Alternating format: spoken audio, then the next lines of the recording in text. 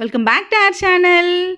ఇవాళ అయితే మనం పండు మిరపకాయలతోటి తొక్కు చేసుకుంటున్నాం అండి. ఇలా పండు మిరపకాయలు తొక్కు చేసుకుంటే సంవత్సరం పాటు నిల్వ ఉంటుంది. ఎప్పుడు కావాలంటే అప్పుడు ఫ్రెష్గా పచ్చడి చేసుకోవచ్చు. అందుకోసం మనం ఫ్రెష్ పండు మిరపకాయలు తీసుకున్నాము.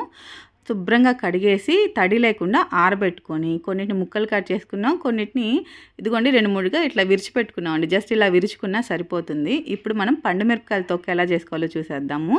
ముందుగా గ్రైండర్లో ఇట్లా విరుచుకున్న ముక్కల్ని కానీ కట్ చేసుకున్న ముక్కల్ని కానీ వేసుకుంటున్నాను. ఈ పండు మిరపకాయలన్నింటినీ గ్రైండర్ వేసేటప్పుడు ఒకటేసారి వేయొద్దండి, ఎగరగొట్టేస్తాయి, పైకి ఎగిరిపోతాయి.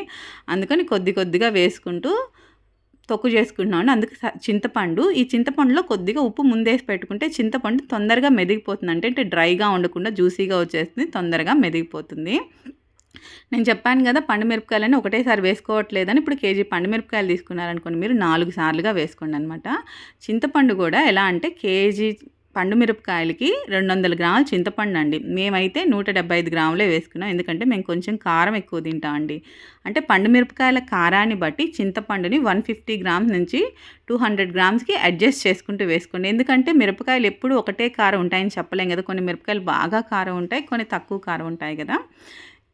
అట్లా ఒక కేజీ పండు మిరపకాయలకి మనము 200 గ్రామ్స్ వరకు చింతపండు, 150 to 200 గ్రామ్స్ వరకు చింతపండు, ఎంత చింతపండు అయితే తీసుకున్నా అంతే రాక్ సాల్ట్ అండి. ఇక్కడ రాక్ సాల్ట్ మాత్రమే తీసుకోండి. ఇక్కడ నేను కేజీకి 200 గ్రామ్స్ రాక్ సాల్ట్ తీసుకున్నాను, సరిపోతుంది. ఇక్కడ నేను పండు మిరపకాయలు, చింతపండు, రాక్ సాల్ట్ ఒకటేసారి వేయట్లేదు. ముందు పండు మిరపకాయలు వేసుకున్నాం. పండు మిరపకాయలు కొద్దిగా మెదిగిన తర్వాత చింతపండు కూడా కొంచెంగా మెదిగిన తర్వాత రాక్ సాల్ట్ వేసుకుంటే సరిపోతుంది. ఇంకా పండు మిరపకాయల పచ్చడి బాగా మెదిగిపోయింది, అంటే మరీ మెత్తగా మెదగకూడదండి. మెదిగిపోయింది అనుకున్న తర్వాత ఒక కేజీకి 2 స్పూన్ల ఆవాలు, 1 స్పూన్ల మెంతులు వేసి మిక్సీకేసి గ్రైండ్ చేసుకొని ఆ పొడిని కూడా యాడ్ చేసుకుంటున్నానండి. ఇక్కడ కొలతలు మళ్ళీ ఒకసారి చెప్తాను. కేజీ పండు మిరపకాయలకి 200 గ్రాముల చింతపండు, 200 గ్రాముల ఉప్పు, 2 స్పూన్ల ఆవాలు, 1 స్పూన్ మెంతులు. కావాలి అంటే ఇంగువ మీరు ఇక్కడే వేసుకోవచ్చు, ఇంగువ పొడి అయినా వేసుకోవచ్చు. బట్ మనం పచ్చడి చేసుకుంటాం కదా తొక్కు తర్వాత, ఎప్పుడైనా కావాలి అంటే అప్పుడు కూడా ఇంగువ వేసుకోవచ్చు అనమాట. ఇలా మెదిగిపోయిన పచ్చడి అంతా చక్కగా గంటె పెట్టి తీసేసుకుంటున్నాము.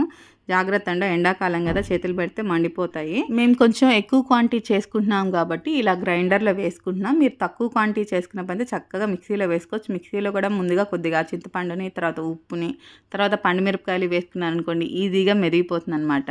పండు మిరపకాయలు ఎంత ఫ్రెష్గా ఉంటే పచ్చడి అంత టేస్టీగా జ్యూసీగా ఉంటుంది. పండు మిరపకాయలు మాత్రం కాడలతోనే కడిగి తడి లేకుండా ఆరబెట్టుకోవాలి. పండు మిరపకాయలు కాడలు తీసి కానీ మనం కడిగామనుకోండి, పండు మిరపకాయల్లోకి వాటర్ వెళ్ళిపోయి పచ్చడి పాడైపోయే ఛాన్స్ ఉంది. సో తప్పకుండా మీరు మాత్రం కాడలతోనే కడిగి శుభ్రంగా తడి లేకుండా ఆరబెట్టాలి.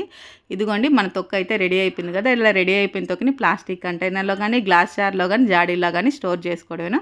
ఇప్పుడు మనం ఎప్పుడు కావాలంటే అప్పుడు పచ్చడి చేసుకుని కమ్మగా నెయ్యి వేసుకొని తినేయడమే అండి.